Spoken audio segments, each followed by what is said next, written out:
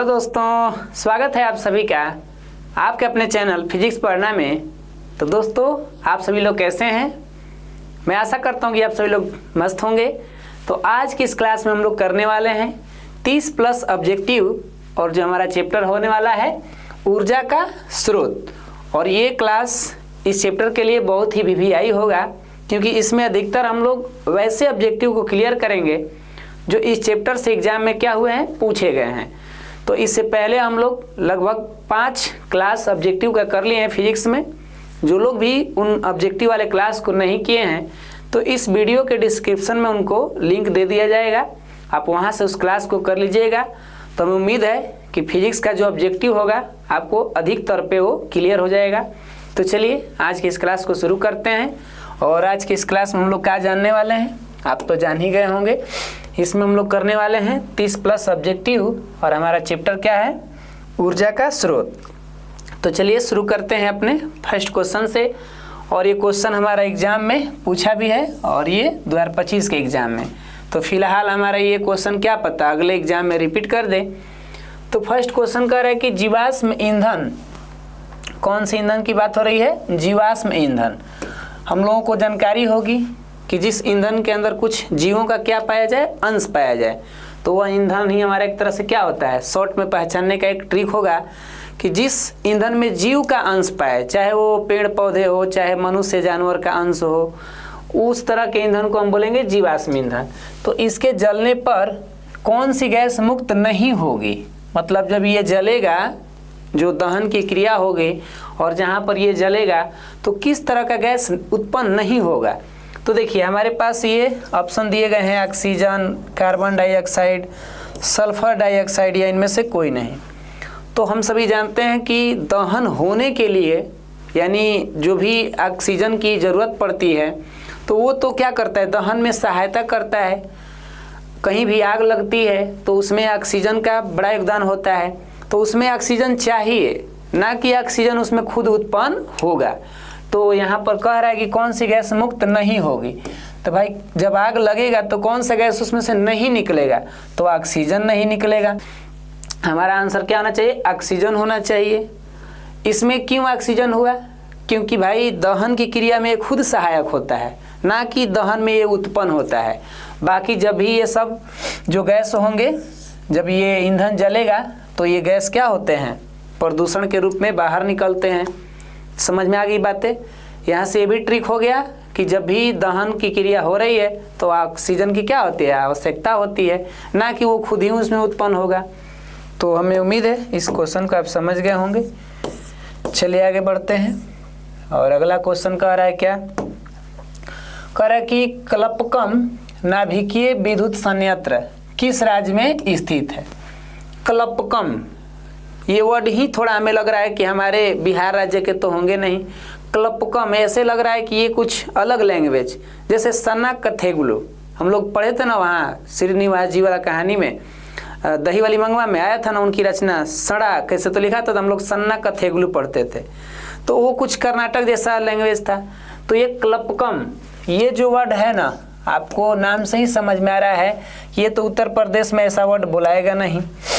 गुजरात में तो भाई गुजराती बोलाता है, कर्नाटक में कन्नड़ बोलाता है। ये वर्ड जो है पूरी तरह से मैच करता है तमिलनाडु से, ट्रिक पहचानने के लिए। तो ये क्लपकम नाभिकीय जो विद्युत संयंत्र है, ये विद्युत संयंत्र किस राज्य में स्थित है, तो ये हमारा आंसर होगा क्या, तमिलनाडु हमारा ये राइट आंसर हो गया है। ठीक है, अब अपना अपना पहचानने का कोई ट्रिक होना चाहिए, नहीं तो याद करना पड़ेगा, कहीं न कहेंगे हम लोग। चलिए अगला क्वेश्चन की तरफ बढ़ा जाए। अगला क्वेश्चन कह रहा है कि निम्न में से किस रूप में महासागरों में ऊर्जा उपलब्ध है। महासागरों समझ रहे हैं ना, समुद्रों, महासागरों, पानी का अथाह भंडार, ये सब तो वर्ड सुने ही होंगे। तो महासागर में जो ऊर्जा उत्पन्न होते हैं, ये किस किस रूप में उत्पन्न होते हैं। तो देखिए एक ज्वारीय ऊर्जा भी उत्पन्न होती है, आप तो नाम सुने होंगे, ज्वार भट्टा, ज्वार भट्ट नहीं करे, ज्वार भट्टा, जो पानी में लहरें ऊपर नीचे आती है, तो हम लोग ये सुने होंगे ना, ज्वार भट्टा जैसे वर्ड। उन पानी में तरंग भी होते हैं भाई, वो जब ऊपर नीचे करेंगे तो कुछ पानी में लहरें भी होती हैं, तरंगे होती हैं, लहर जो होते हैं। सागरीय तापीय ऊर्जा, वहाँ जो निकट के आसपास होंगे वहाँ टेम्परेचर का भी कुछ इशू होगा। तो इस तरह से देखा जाए तो ये सब के सब का संबंध क्या है, महासागर में तो मिल ही रहा है। तो इस तरह से हमारा जो आंसर होना चाहिए ये इनमें से सभी, क्योंकि ये सब लोग के द्वारा ही महासागरों में ऊर्जा क्या होती है, उपलब्ध रहती है। ये नहीं है कि केवल ज्वारीय ऊर्जा ही महासागर में मिलेगी, तरंग से भी मिलेगी। सागरीय तापीय ऊर्जा का भी संबंध किससे है, महासागरों से ही है। क्लियर ना। इस तरह से अगर हम ऑब्जेक्टिव याद रखते हैं तो काफ़ी दिनों तक हमारे माइंड पर ये बात छपा हुआ रहेगा। अगला क्वेश्चन कह रहा है कि नाभिकीय ऊर्जा प्राप्त करने के लिए निम्नलिखित में से कौन आवश्यक है। ध्यान रखिए, न्यूक्लियर एनर्जी की बात कर रहा है, या परमाणुवीय ऊर्जा, परमाणु बम, ये सब मैंने वर्ड हम लोग कहीं ना कहीं सुने होंगे। तो इसमें कुछ ऐसे तत्व धातु होंगे जैसे यूरेनियम होता है ना अपने आप में, ये परमाणु बम के लिए काफ़ी क्या है, यूजेबल धातु है। जिस देश में ये ज़्यादा रहता है वो अर्थव्यवस्था उसकी बहुत बड़ी होती है। यूरेनियम महंगा भी धातु है अपने आप में, समझ में आ रहा है क्या। तो यूरेनियम एक ऐसा धातु है जिसको हम लोग कह सकते हैं कि ये नाभिकीय ऊर्जा में बहुत बड़ा योगदान देता है। परमाणुवीय ऊर्जा के लिए यूरेनियम, थोरियम, ये सब जो धातु हम बता रहे हैं ये कुल नाभिक के लिए प्रयोग होते हैं। तो परमाणु बम अमेरिका, तो आप समझ सकते हैं कि यूरेनियम के लिए वो सब देश क्या है, काफ़ी फेमस है ना। तो यूरेनियम का यूज हम लोग कहाँ करेंगे, नाभिकीय ऊर्जा प्राप्त करने में, परमाणु बम बनाने में, ये तमाम जो भी नाम ले रहे हैं हम वहाँ यूज होगा। ठीक है। अगला क्वेश्चन लिखा है, गर्म जल प्राप्त करने के लिए हम सौर जल तापक का उपयोग किस दिन नहीं कर सकते। 2020 में क्वेश्चन आया है, सौर जल तापक।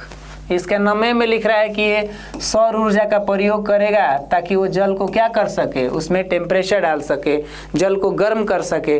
किसके सहयोग से, सौर ऊर्जा के सहयोग से। तो सौर ऊर्जा का हम ये मशीन जो भी हमारा यंत्र है या जो भी ये सिस्टम है ये कहिया उपयोग नहीं होगा जी। तो ये तो धूप वाले दिन में बिल्कुल नहीं होना चाहिए, क्योंकि धूप वाले दिन तो हमारे यहाँ पर मिस्टेक हो रहा है, क्योंकि यहाँ तो धूप है तो वहाँ तो प्रयोग हो जाएगा ना, हम भी उल्टा बोल रहे हैं। बादल वाले दिन में, हाँ, यहाँ पर धूप नहीं रहेंगे।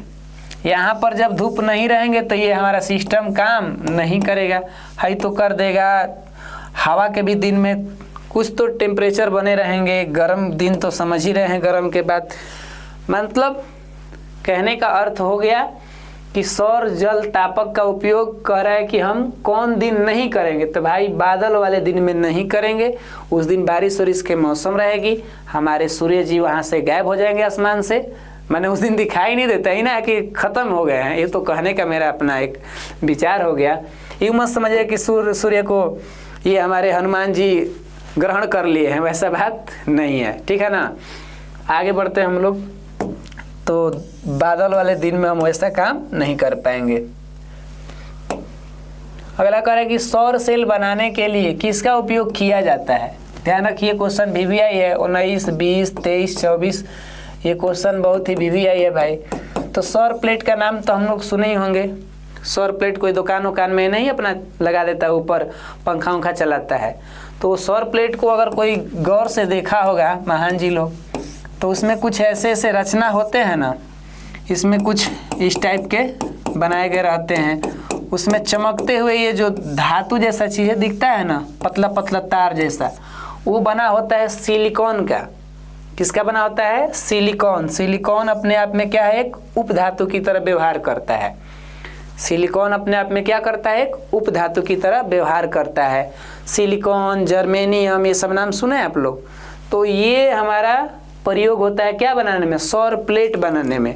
या नहीं तो फिर यहाँ पर सौर सेल, ये भी एक डिवाइस होती है। सौर सेल एक ऐसा युक्ति होता है जो प्रकाश ऊर्जा को डायरेक्टली विद्युत में कन्वर्ट कर देता है। तो ये ध्यान रखना है कि सौर सेल क्या है, एक अपने आप में ऐसी डिवाइस है जो सूर्य के ऊर्जा को विद्युत ऊर्जा में बदल देगी। उस सेल को बनाने के लिए हमें चाहिए सिलिकॉन, या सौर प्लेट को भी बनाने के लिए हमें वही चाहिए। ठीक है, क्लियर, बात को क्लियर कर लिए। आगे देखिए, कह कह रहा है कि निम्नलिखित में से कौन जैव मात्रा ऊर्जा स्रोत का उदाहरण नहीं है। पहले ही बताया जैव मात्रा, इसके नामे में लिखा है जीव का कुछ संबंध होना चाहिए, नामे में लिखा है जैव मात्रा, और कह रहा है कि इसका उदाहरण नहीं है। तो देखिए, तो लकड़ी में तो जीव का संबंध है ही, गोबर गैस हो जीव का ही संबंध है, गोबर का। कोयला भी बहुत हजारों लाखों वर्ष पहले पेड़ पौधे दबे थे तो वो तो जीवे से है, लेकिन नाभिकीय ऊर्जा ये तो भाई साहब जीव का कोई संबंध नहीं है इसमें। तो हमारा आंसर C4 कैट होना चाहिए ना, बाकी ये लोग का संबंध ये जैव मात्रा से रहेगा। ठीक, चलिए अगला क्वेश्चन देख लीजिए आप लोग। कह रहा है कि पवन विद्युत जनित्र में पवन की चाल कम से कम कितनी होनी चाहिए। ये भी क्वेश्चन 14, 19 और 24 में आया हुआ है।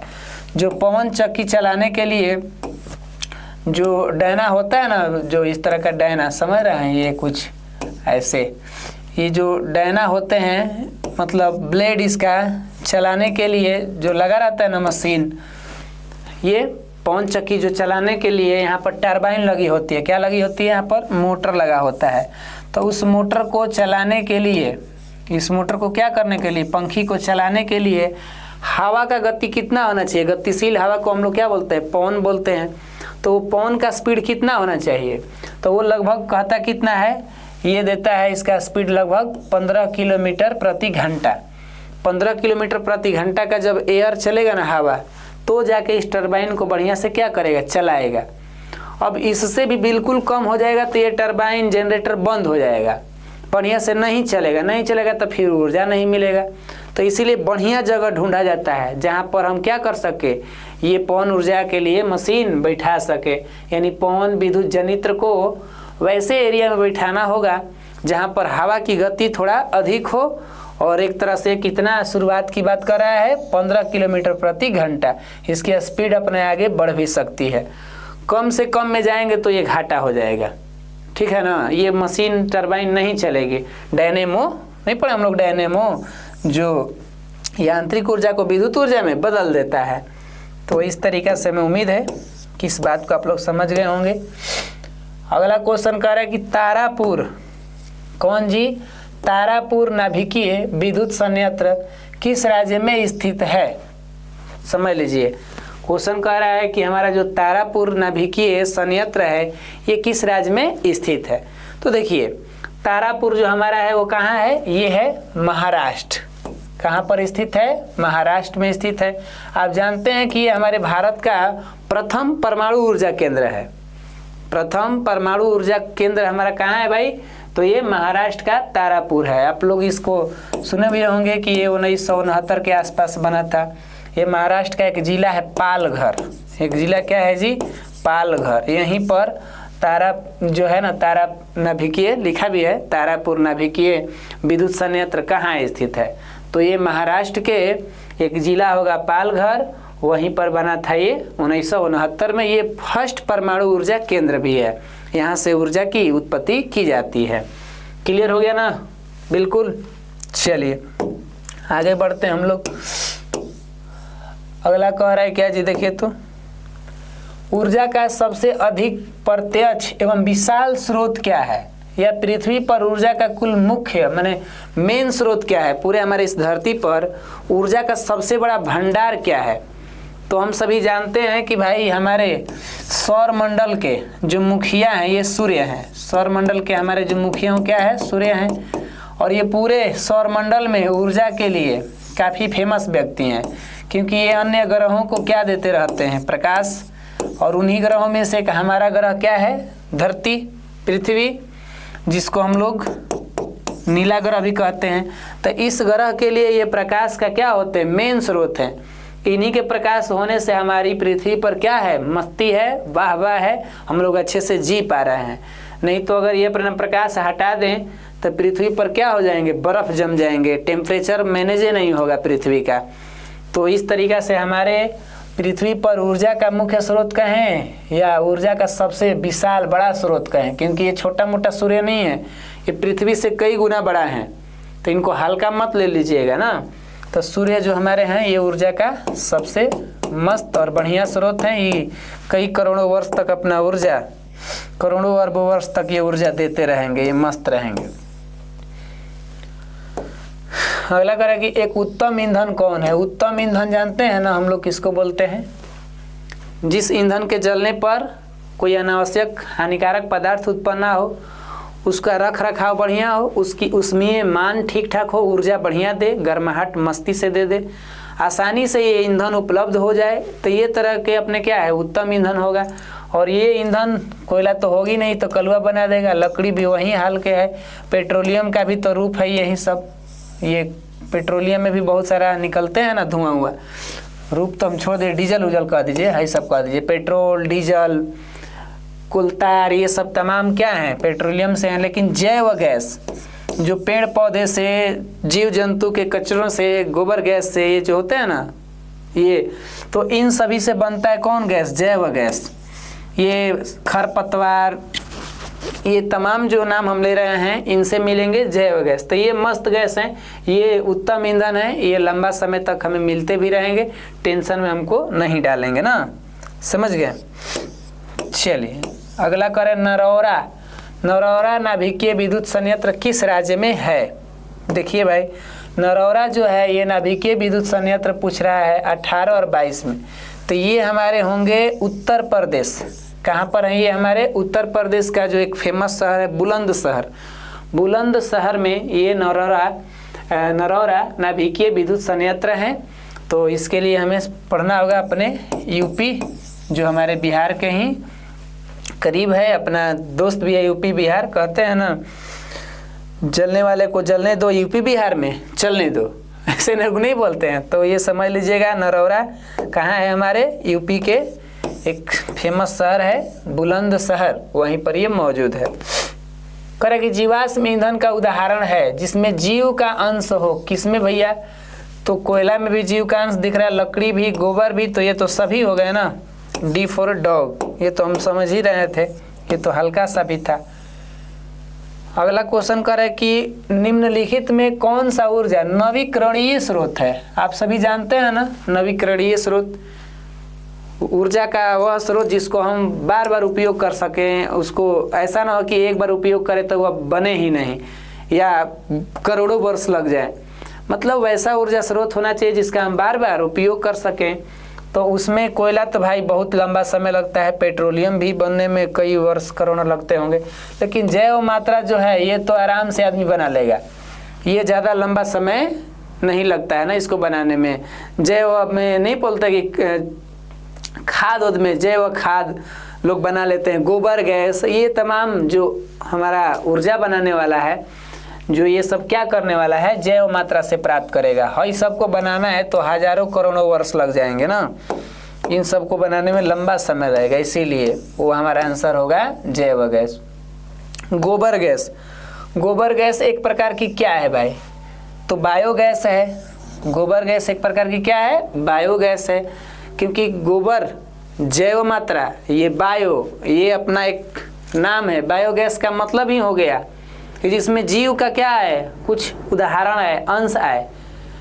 तो ये ध्यान रखना है कि बायोगैस, गोबर गैस, ये एक दूसरे के साथ क्या कर रहा है, मैच कर रहा है, क्योंकि बायोगैस कहाँ से उत्पन्न होता है? गोबर से ही हमारा ये बायोगैस बनता है। जैसे हमारे घर में एलपीजी है, हमारे घर में क्या है? एलपीजी। तो एलपीजी में क्या होते हैं? कई गो गैसों का मिश्रण होते हैं, जिसमें अपना ब्यूटेन आते हैं, प्रोपेन आते हैं, एथेन आते हैं, वो सब नाम आ रहा है क्या?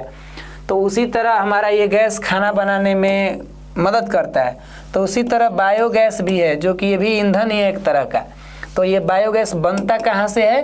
गोबर गैस के सहयोग से। इसमें बहुत बड़ा ये प्लांट, टंकी, ये सब बैठाई जाएगी और ये बड़ा लंबा चौड़ा प्रोसेस होता है ना। इसको समझने के लिए हमें अपना सब्जेक्टिव पर फोकस करना पड़ेगा, तब जाके ये कहानी क्लियर होगी। देखिए इधर बायोगैस का उत्पादन होगा तो वह बतिया है, हम लोग तो जान ही रहे हैं कहाँ से उत्पादन होगा, अभी तो बात होबे किया था क्या जी। अगला, नवीकरणीय ऊर्जा का स्रोत क्या होगा सर? नवीकरणीय, जिसको हम बार बार उपयोग कर सके। नवीकरणीय के लिए तो बता दीजिए। नवीकरणीय का मतलब हुआ जिसका हम बार बार उपयोग कर सकें, मस्ती से ज़्यादा हमको समस्या न झेलना पड़े, तो वो हमारा क्या है, सौर ऊर्जा। सौर ऊर्जा हमारे लिए बहुत मस्त नवीकरणीय स्रोत है, बार बार उपयोग किया जाएगा, इसका कोई टेंशन नहीं है। बाकी है सब में बहुत लंबा चौड़ा टेंशन है, ये लोग में है कहीं तो हम लोग के घरे द्वारे मिलता रहता है ना। और नवीकरणीय ऊर्जा का स्रोत लीजिए, जिसको एक बार उपयोग करिए और दोबारा करने में बहुत लंबा चौड़ा समय लगे, तो ये क्या है भाई, जीवाश्म ईंधन। कौन ईंधन, जीवाश्म ईंधन। इसमें क्या क्या हम लोग लेके चलेंगे, लकड़ी, कोयला, पेट्रोलियम। ये जीवाश्म ईंधन हमारे अनवीकरणीय हैं, क्योंकि इनको उपयोग एक बार अगर कर ले तो दोबारा करने में कई वर्ष लग जाएंगे भाई, उसके लिए समय चाहिए। तो सौर ऊर्जा, पवन ऊर्जा, विद्युत ऊर्जा, ये सब मस्ती से हमें मिलते रहेंगे, लेकिन इनको ज़्यादा लंबा टाइम देना पड़ेगा, इसीलिए वो अनवीकरणीय हो गए। प्राचीन काल में जो आदि मानव, पुराने इंसान जो रहते थे, वो लोग जो लिखा है कि उष्मीय ऊर्जा के लिए, गर्माहट के लिए किसका प्रयोग करते होंगे भाई, घास का तो नहीं करते होंगे। पवन हवा का कहाँ से गर्मी उत्पन्न करेगा, बहता पानी भी नहीं। लेकिन लकड़ी तो भाई उस टाइम लोग लकड़िए से ज़्यादा आग लगाते होंगे ना। मानव लोग जो जंगल में रहते होंगे, आदि मानव लोग, वो लोग गर्माहट चीज़ प्राप्त करने के लिए ज़्यादा से ज़्यादा क्या उपयोग करते होंगे, लकड़ी का ही अधिक तौर पे खाना भी बनाते समय यूज होता था। तो ये ध्यान रखना है कि वो लोग, पूर्वज लोग लकड़ी का प्रयोग करते थे ना। जीवाश्मी ईंधन ऊर्जा के हैं जीवाश्म, तो आप जान ही रहे हैं कि जीवाश्म भाई खत्म होने वाला है, तो ये क्या है, अनवीकरणीय ऊर्जा स्रोत है। ये बार बार उपयोग नहीं होगा, इसके लिए बहुत लंबा समय चाहिए। सरदार सरोवर बांध, नाम तो सुना सुना लग रहा है ना। सरदार सरोवर बांध कहाँ स्थित है भाई, याद आ रहा है, गुजरात के वो नर्मदा नदी। सरदार आयरन मैन, लौह पुरुष, और वहीं पर हमारा स्टैचू ऑफ क्या है, यूनिटी है, जो दुनिया के एक बहुत ऊंची प्रतिमा है, जो कितना ऊंचाई था जी, 182 मीटर के आसपास। विश्व का सबसे ऊंची प्रतिमा हमारे किसकी बनी थी, आयरन मैन भैया की, यानी सरदार वल्लभ भाई पटेल जी के, याद आ रहा है ना। तो ये कहा था गुजरात में जो नर्मदा नदी है, उसी नदी पर ये सरदार सरोवर बांध बना है। और ये सरदार सरोवर बांध हमारे गुजरात में काफ़ी फेमस भी है, और भारत में भी इसका नाम आता है। और जो स्टैचू ऑफ यूनिटी बना था वो भी फेमस कर दिया इस बांध को। तो ये तमाम जानकारी आपको यहाँ से मिला, नए नए जानकारी भी कुछ हो सकते हैं। तो आगे बढ़िए, टिहरी बांध। टिहरी बांध किस नदी पर बना है, देखिए नाम यहाँ पर थोड़ा सा अजीब है, लिखा है टिहरी बांध, लेकिन आंसर कुछ अलग देकर इसको समझाया है। देखिए ऐसे तो ये टिहरी बांध बना है भागीरथी नदी पर। भागीरथी नदी, कौन नदी पे बना है, भागीरथी। ये भागीरथी नदी जो है ना, गंगा नदी की सहायक नदी है। गंगा नदी का ये सहायक नदी है, माने सहायता करती है गंगा नदी को। तो भाई यहाँ पर भागीरथी तो नहीं दिया है, गंगा नदी दिया है। ये टिहरी बांध, ये भागीरथी नदी, इन सब का संबंध है कहाँ जी, तो ये सभी लोग हैं उत्तराखंड में। कहाँ है ये सभी, उत्तराखंड, समझ रहे हैं। हम लोग गए थे घूमने उधर ही, नैनीताल, ये उत्तराखंड के तरफ। तो टिहरी बांध भागीरथी नदी पर, भागीरथी नदी जो है ये गंगा नदी की सहायता करती है, तो इसीलिए यहाँ पर हिंट में क्या दे दिया है, गंगा नदी। क्लियर ना। चलिए आगे बढ़ते हैं हम लोग। जैव गैस करा कि एक उत्तम ईंधन है। जैव गैस एक उत्तम ईंधन है क्योंकि इसमें मीथेन गैस पाई जाती है। तो जैव गैस के मतलब क्या, बोल दीजिए, बायोगैस। कौन गैस जी, बायोगैस। और बायोगैस बनाने के लिए क्या चीज़ चाहिए, गोबर। इसका अन्य नाम भी है गोबर गैस, कह सकते हैं इसको क्या, देखिए गोबर गैस भी कह सकते हैं। तो भाई इसमें इस बायोगैस का मेन अवयव, मुख्य अवयव, अवयव माने उसका क्या, भाग, मुख्य अवयव, थोड़ा बोलने में दिक्कत हो रहा है। तो मुख्य अवयव क्या है, मीथेन। क्या होता है जी, बायोगैस का मुख्य अवयव क्या होता है, मीथेन। हम बात को देख रहे हैं, कहाँ कहाँ घुमा दे रहे हैं, चीज़ों को समझिएगा। तो मीथेन गैस का क्या होता है फार्मूला, CH4 होता है ना, CH4 होता है। चलिए, तो मीथेन गैस, मार्स गैस, कई इस पे नाम है। अब ये जैव मात्रा लिखा है ना कि जैव गैस या जैव मात्रा में कितना होता है, तो भाई अधिक तौर पे ये 75%, 70%, 60% ऐसे लिखता है, लेकिन ऑप्शन के हिसाब से हम लोग लेके चलेंगे 75%। ये अधिक मात्रा में पाया जाता है। इसके पाए जाने से फायदा क्या है कि ज़्यादा धुआं नहीं देगा, ये ऊष्मा बढ़िया देगा, ठीक है ना। तो ऑब्जेक्टिव आएगा कि बायोगैस का मुख्य अवयव क्या है, तो आप क्या मार दीजिएगा अगर क्वेश्चन आएगा तो मीथेन। अगर कहा जाएगा कि एलपीजी गैस का मुख्य अवयव क्या है, तब क्या मारिएगा, कमेंट कीजिएगा आप लोग, हम जानेंगे कि कौन बता रहे हैं भैया। पवनों का देश नदी क्या कहा जाता है, ये कैसा क्वेश्चन है जी। पवनों का देश, अब थोड़ा अजीब लग रहा है ये क्वेश्चन। हम बस ये जानते हैं कि पवनों का देश किसे कहा जाता है, यहाँ पर हमको लग रहा है अजीब लग रहा है, समझ रहे हैं ना। तो पवनों का देश किसे कहा जाता है, डेनमार्क को कहा जाता है। किसको कहा जाता है, डेनमार्क को, क्योंकि यहाँ पर ज़्यादातर हवा के सहयोग से ही विद्युत ऊर्जा उत्पन्न की जाती है। यहाँ पर ज़्यादातर पावर प्लांट नहीं है, पानी के द्वारा पवन चक्की की बात करें, ज़्यादातर ये जो हम लोग के तरफ क्या होते हैं कि प्लांट होते हैं, पावर हाउस होते हैं, वो लोग टरबाइन चला के हम लोग के तरफ जो पानी वाला होता है उसके माध्यम से लाते हैं विद्युत। लेकिन ये पवन वाले भैया, ये डेनमार्क वाले लोग, ये ज़्यादातर हवा से विद्युत की प्राप्ति करते हैं, इसीलिए इनका नामे दे दिया गया। ये बहुत पुराना ज़माने से इनके यहाँ पानी करे, हवा से ये विद्युत ला रहे हैं ना, तो इसीलिए पवनों का देश किसे कहते हैं, डेनमार्क को कहते हैं। और वजह कि उस देश में ज़्यादा से ज़्यादा विद्युत ऊर्जा जो जब बनती है वो कैसे बनती है, हवा के सहयोग से ना। भारत का पवन ऊर्जा द्वारा विद्युत उत्पादन करने वाले देशों में कौन सा स्थान है। अब देखिए यहाँ पर विद्युत ऊर्जा की मात्रा की बात कर दी, समझिएगा कि विद्युत ऊर्जा जो उत्पादन कर रहा होगा देश, तो कौन कौन अधिक उत्पन्न कर रहा होगा। अब पिछला किसको कहे थे, डेनमार्क को कहे। तो डेनमार्क को कहने का मतलब कि उस देश का मुख्य काम है हवा से विद्युत ऊर्जा को बनाना। उस देश का मुख्य कार्य क्या है, हवा से विद्युत ऊर्जा को बनाना।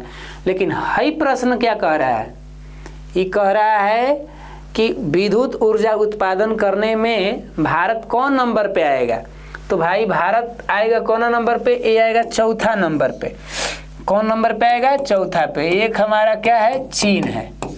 दूसरा क्या है हमारा, तो ये है यूएसए, समझ रहे हैं। तीसरा क्या है हमारा, जर्मनी। ये लोग ज़्यादा से ज़्यादा ऊर्जा उत्पन्न करते हैं, किसके सहयोग से, पवन के सहयोग से, क्योंकि ये लोग के पास बहुत अच्छा खासा व्यवस्था अपना ये लोग इन्वेस्ट किए हैं, समय दिए हैं, ज़्यादातर इस पे फोकस किए हैं। अब कहेंगे सर डेनमार्क तो ज़्यादा करता होगा, ज़्यादा का मतलब वो तो उपयोग कर रहा है उतना, लेकिन मात्रा खूब ज़्यादा के मात्रा किस में आ गया, क्षमता, ताकत। तो हई लोग देशवा तो ये लोग ताकतवर है, बड़े बड़े वे में महान है सब, तो ये लोग ढेर उत्पन्न करता है। और चौथा नंबर पे हमारे इंडिया है ना। टरबाइन की आवश्यक चाल के लिए तो जानबे करें, टरबाइन चलाना होगा तो कितना चाहिए, 1 मेगावाट। देख रहे हैं यहाँ पर 1 मेगावाट का पवन ऊर्जा जनित्र के लिए पवन फार्म लगभग कितने हेक्टेयर भूमि चाहिए। भाई 1 मेगावाट कोई छोटा मोटा बात नहीं है, मतलब कितना हो जाएगा, 10 के पावर 6 वाट, यानी कितना, इतना ना गिनिए तो इकाई, दहाई, सैकड़ा, हजार, 10,000, लाख, 10 लाख वाट। 10 लाख वाट का ऊर्जा उत्पन्न करना है, वो भी किसके सहयोग से, तो पवन ऊर्जा। अब इसके लिए बहुत सारा लगाना पड़ेगा आपको, क्या, टरबाइन, बड़का बड़का डायना वाला पंखा। तो उसके लिए कितना भूमि चाहिए, लगभग 6-7 बीघा चाहिए। कितना बीघा चाहिए, 6-7 बीघा चाहिए। बाप रे बाप, उतना जमीन चाहिए। और उतना बीघा लगभग कितना हेक्टेयर में आ जाएगा, अनुमानतः हमें 2 हेक्टेयर में वो 6-7 बीघा आ जाएगा। समझ गया ना। बांध के द्वार पर, अरे क्या लिखा है जी, तो ये देखिए टाइपिंग मिस्टेक भी हो सकते हैं, समझिएगा। बांध के द्वारा स्थापित टरबाइन ज्वारीय ऊर्जा को किसमें रूपांतरित करते हैं। यूँ समझिए कि जो टरबाइन है, जो बांध पर टरबाइन लगी है, मशीन है, वो किस ऊर्जा को किस में बदलती है।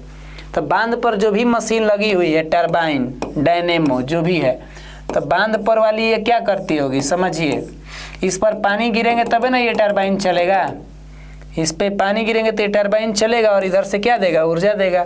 तो इसको चाहिए क्या, अब तो गड़बड़ा दिया यहाँ पर कह रहे कि ज्वारीय ऊर्जा को किस में रूपांतरित करती है। अच्छा हाँ, तो भाई ये पानी से या जो भी है ये किस में रूपांतरित करेगी, विद्युत में ना उत्पन्न करेगी, ठीक है ना, ये विद्युत ऊर्जा उत्पन्न करेगी। तो यहाँ आंसर होना चाहिए क्या, विद्युत ऊर्जा उत्पन्न करेगी। हमने कुछ अलग ही दिमाग लगाया लेकिन क्वेश्चन कुछ अलग ही, जज्बात बदल दिया ना, जज्बात चेंज कर दे रहे क्या हाल ये। सूर्य तथा अन्य तारों की विशाल ऊर्जा के स्रोत क्या है। जो सूर्य के अंदर, तारा के अंदर जो ऊर्जा बनता है वो कैसी ऊर्जा बनता है। क्या कोई जाकर लकड़ी को ईंटा डालता है, उसमें कोयला डालता है कि हाँ सूरज जी लीजिए और ही आग दीजिए, ऐसा तो नहीं होता होगा। उसमें कहानी हमारा क्या है, साइंस की कहानी है।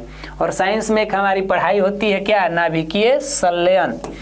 नाभिकीय संलयन, नाभिक में होने वाली दो तरह की अभिक्रियाओं का उल्लेख होता है ऊर्जा के लिए, नाभिकीय विखंडन और नाभिकीय संलयन। ये नाभिकीय संलयन क्या होते हैं आप सभी जानते भी होंगे कि इसमें दो बड़े बड़े परमाणु के नाभिक आपस में क्या होंगे, जुड़ेंगे और एक तरह से नया बनाएंगे, एक तरह से क्या बनाएंगे, नया बनाएंगे। और इस बनावट में भारी मात्रा में ऊर्जा का निर्माण होगा। तो ये कहानी होती है सूरज के अंदर और तारा के अंदर, और वही से ये प्रोसेस करके ऊर्जा दे देते हैं, ठीक है ना। तो ये नाभिकीय संलयन रह गई। हाइड्रोजन बम भी उसी थ्योरी पे काम करता है, नाभिकीय संलयन पर ही। हाइड्रोजन बम परमाणु बम के भी दादा परदादा है। हाइड्रोजन बम परमाणु बम से भी ज़्यादा ताकतवर होता है, लगभग लोग बोलते हैं हजारों गुना ताकतवर है।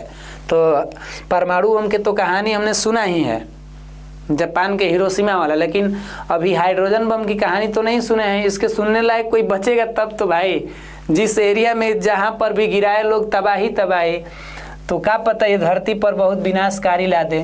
तो नाभिकीय संलयन से हाइड्रोजन बम की कहानी है। इसमें हाइड्रोजन के नमूने में कि इसमें हीलियम नाभिक का निर्माण कर रहा होगा जुड़कर। और परमाणु बम क्या होता है, विखंडन पर। परमाणु बम जो होता है वो क्या होता है भाई, विखंडन पे काम करता है। इसमें टकराव होके फटता है, इसमें टकराव होके क्या होता है, फटता है। इसमें ऊर्जाएं एक जगह इकट्ठा होके बहुत भारी मात्रा में उत्पन्न होगी संलयन में ना। चलिए, राणा प्रताप, कौन प्रताप, राणा प्रताप। ट्रिक से याद रखिए, राणा प्रताप रा, यहाँ पर है राजस्थान, तो ये ट्रिक याद रखना है, महाराणा प्रताप, समझ रहे हैं ना। राजस्थान, रतन सेन, ये कुल नाम सुने होंगे आप लोग राजाओं का नाम, राजा महाराजा, राजस्थान की एरिया। आज भी वहाँ पर राजस्थान के कुछ ऐसे जगह होंगे, जैसलमेर, वहाँ पर कुछ राजघराने जैसा माहौल मिलता है ना। निम्न में कौन सा ऊर्जा सौर ऊर्जा के लिए व्युत्पन्न नहीं है, कौन है जो सौर ऊर्जा के लिए व्युत्पन्न नहीं है। भूतापीय, ये तो भूमि तापमान टेम्परेचर सूर्य से ही होगी। पवन पर, हवा को भी गर्म कर देगा सूर्य। जैव मात्रा में भी हो जाएंगे क्योंकि ये सब पेड़ पौधे से आएंगे। पेड़ पौधे कहाँ से खाना लेते हैं, सूर्य के प्रकाश से अपना बनाते हैं। लेकिन नाभिक में, नाभिकीय ऊर्जा में जो कहानी होगी उनमें सूर्य भाई का कोई सहयोग नहीं है, बाकी है 3 लोगों में सहयोग है। तो हमारा क्वेश्चन के मुताबिक आंसर सी होना चाहिए, ठीक है ना। आगे लिखा है कि निम्न में कौन अनवीकरणीय, निम्न में कौन अनवीकरणीय ऊर्जा का स्रोत नहीं है। अनवीकरणीय, समझ रहे हैं क्या कह रहा है जी, अनवीकरणीय मतलब कि कौन नवीकरणीय है, जिसका बार बार उपयोग कर सके। जब कह दे कि नहीं है तो कौन सी होना चाहिए, बोलिए, नवीकरणीय तो होना चाहिए। तो किसका हम लोग कुछ बार बार उपयोग कर सके, बायोगैस का उपयोग कर लेंगे, क्योंकि बायोगैस पेड़ पौधे से, खरपतवार से, जानवरों से, तो ये लोग जल्दी थोड़े खत्म होंगे, ये लोग तो है ना किए हैं। बाकी है सबके लिए तो हजारों करोड़ों वर्ष लग जाएंगे। तो C4 कैट होना चाहिए आंसर में ना। और सभी जीव जंतुओं के लिए ऊर्जा का अंतिम स्रोत, ग्रह तो ऊर्जा देते नहीं हैं, चंद्रमा तो मांगते हैं सूर्य से, और सूर्य हेबे किया है। तो सभी जंतुओं के लिए, जितने भी लोग हैं सबके लिए सूर्य चाहिए, ना कि खाली कोयला दे दीजिएगा उनको कि लो भैया एक कोयला, बनाते रहो। अगला कह रहा है कि निम्न में से कौन सा एक स्वच्छ ऊर्जा है। तो स्वच्छ ऊर्जा के लिए हम क्या कहें, निम्न में से कौन सा एक स्वच्छ ऊर्जा स्रोत है। कोयला तो यही तरह धुआं फैलाता है, लकड़ी तो जानबे करते हैं। तो प्राकृतिक गैस ठीक है, प्राकृतिक gas, natural gas, CNG gas, सुने हैं ना सीएनजी, कंप्रेस्ड नेचुरल गैस, ये ज़्यादातर पोल्यूशन नहीं फैलाता है। ये वाहनों का ईंधन भी है, वाहन में ये ईंधन के रूप में प्रयोग होता है। ध्यान रखना है, खाना बनाने वाला ईंधन नहीं, वाहन के लिए ईंधन का गैस कौन होगा भाई, तो सीएनजी है जो वाहन का ईंधन कहलाता है। पूरा नाम कंप्रेस्ड नेचुरल गैस। ये एक प्रकार का कौन सी गैस का उदाहरण है, प्राकृतिक गैस का उदाहरण है। तो हमें उम्मीद है कि यहाँ से आपको अलग अलग जानकारी मिली होगी। और कौन सा परंपरागत ऊर्जा का स्रोत है, परंपरागत ऊर्जा स्रोत, और भी क्वेश्चन है क्या, ये तो लग रहा है। चलिए ना, इसको कमेंट मारिएगा, परंपरागत, समझ में आ रही है बातें, ये कमेंट मार दीजिएगा। 36 का और ही क्वेश्चन है, हम तो बोले थे कि भाई कुछ कम ही होना चाहिए। एक और ही है, आई बची और ना है। चलिए एक बार इसको भी मार दीजिएगा कमेंट में, सौर सेल ऊर्जा को रूपांतरित करते, तो आसाने है, कोनो दिक्कत नहीं है। तो 2 आपको होमवर्क में रख दिए यहाँ पर, एगो बीच में दिए थे ना। चलिए थोड़ा सा समय भी हो गया, हम कब का बोले जा रहे हैं, बोलने में थोड़ा सा भाई समय तो लगता ही है। तो चलिए मिलते हैं आप सभी से आने वाले अगले क्लास में। तब तक के लिए आप सभी लोग मस्त रहिए, स्वस्थ रहिए। जय हिंद, जय भारत।